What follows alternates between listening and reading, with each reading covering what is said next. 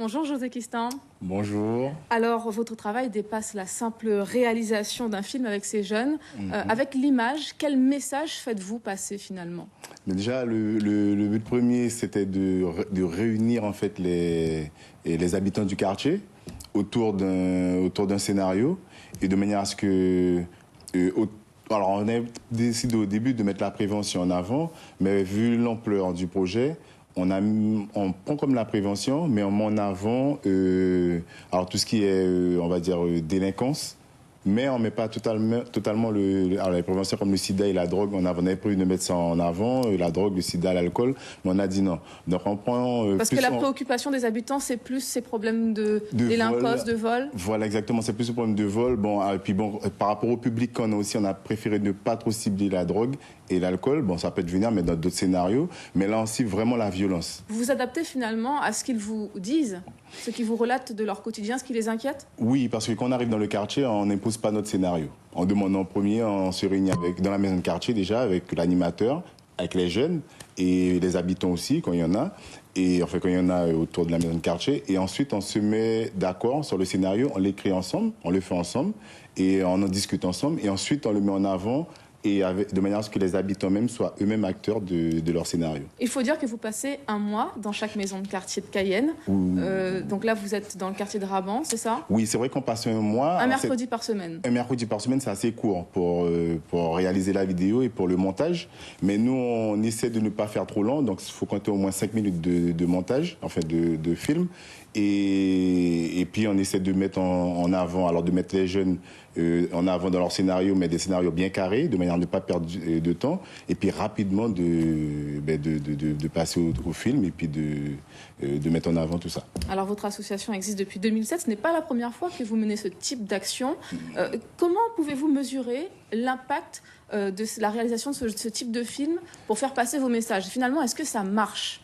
Alors oui, ça marche dans le sens où... Alors ça marche dans plusieurs sens. Dans le premier sens où je veux dire où ça marche, c'est que ça réunit déjà les habitants des quartiers. Déjà un point positif. C'est déjà un point positif parce que quand on arrive dans le quartier, déjà parfois ils sont au courant qu'il y a déjà le projet. Donc les jeunes sont là et les habitants, les adultes. Et ça fait circuler la parole. Ça fait circuler la parole et tout le monde se réunit pour... alors déjà, ça donne un point positif déjà pour ça. Et deuxièmement, au niveau des messages, on a les propositions des habitants qui eux-mêmes parfois imposent des thèmes et nous, parfois, on suit. Et on tombe d'accord et on lance. Alors, on l'a vu dans le reportage, vous l'avez rappelé, les adultes font partie du projet, quelque part. Quand vous arrivez et vous travaillez auprès des jeunes, est-ce que vous avez l'impression que ces thèmes que vous abordez de prévention, est-ce qu'ils les découvrent ou finalement ce sont des sujets, des problématiques auxquelles ils sont sensibilisés déjà? Ça dépend. Ça dépend. Alors parfois ce sont des thèmes qu'ils ont déjà subis. Comme là, la violence, la dame, elle avait déjà subi ça. Donc nous, on est venu avec le scénario, une idée du scénario. Eux, ils ont élargi parce que ça rentrait autour du thème de la réalité, de ce qui se passe autour de leur quartier. Et nous, en fait, on enchaîne les thèmes. Bon, on arrive là, si le thème est déjà au niveau de ce sujet-là dans le quartier, et nous, on amplifie et ça nous fait aller plus vite aussi au niveau de l'écriture du scénario. Alors là, il vous reste un mercredi, il me semble, dans le quartier Raban. Oui, alors le mercredi dernier là, alors c'est vrai qu'on a pu filmer tout ce qu'il nous fallait, parce que ça allait très vite, déjà parce qu'ils nous attendaient déjà, donc ça allait très vite. Donc il nous reste un mercredi qui va nous rester, alors on va venir prendre quelques images et finir le montage ce mercredi-là même, de manière à faire la diffusion le samedi 30 mai. Alors, ils pourront voir leur film, se voir à l'écran. On parlait des messages de prévention, mais l'autre aspect aussi, c'est l'éducation à l'image. On sait que ces jeunes, c'est une génération qui est confrontée très tôt aux images, aux réseaux sociaux. Est-ce que vous profitez finalement de l'utilisation de la caméra, de l'écriture du scénario pour leur faire passer des messages d'éducation à l'image? Alors oui, on le fait dans deux sens. Alors je vais dire, on le fait parce que, bon, alors c'est vrai que les jeunes, ils sont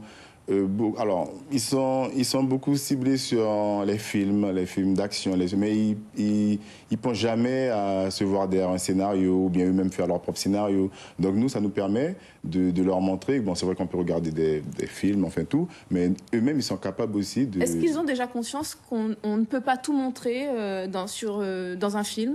Oui, parce que nous, quand on fait les scénarios, on leur dit tout de suite, il y a certains... Alors parfois, ils nous demande de faire un clip de telle manière, des clips au niveau de la musique, mais on leur dit non, on n'est pas vraiment venus pour ça, des clips avec les bling-bling, les gros machins. Bon, on leur dit c'est possible, mais nous, on n'est pas venus pour ça. Et on leur dit qu'on peut faire autre chose que des clips, des petits scénarios simples, avec un petit film, avec une petite scène très rapide, mais sans parler de gros bling-bling ou de textes violents ou de paroles violentes. Alors, jusqu'en décembre, vous allez sillonner différents quartiers de Cayenne. Le mois prochain, où serez-vous? Alors, le mois prochain, on est à Pounou, la cité à Pounou.